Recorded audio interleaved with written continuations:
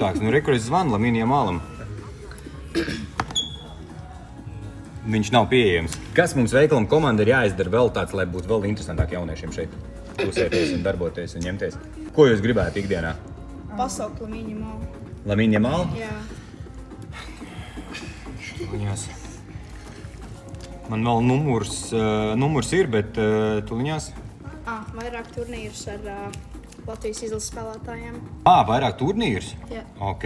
Un arī tā kā Tuliņās. tad, beigās ir 1-1 ar Latvijas izlases spēlētāju.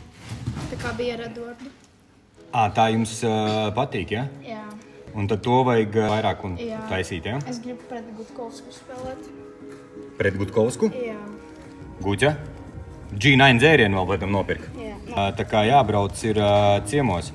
Nav, tu tur vēl ilgi meklēs to minimālu telefonu numuru. Nē, man jau viņš ir. Es vienkārši tuliņās mēģināšu viņam uzzvanīt. E-pastā gan jau raksta. Tāks, nu rekur es zvanu Lamīnijam Mālam. Viņš nav pieejams. Viņam rītdien ir laikam, kad viņam ir spēle, un pārbaudīsim. Viņam šodien ir. Nu jā, viņam šodien vakarā ir spēle pret Atletico Madrid, tāpēc viņš viņiem vienkārši pre-game, tas tur viņiem atņem telefons, tur tāpēc es nevaru sazvanīt. Jo redz, kur es zvanu vēlreiz, kur Bračiņam izslēgts, tāpēc, kad viņi noteikti viesnīcā tagad gatavojās vakarā Champions League spēlē.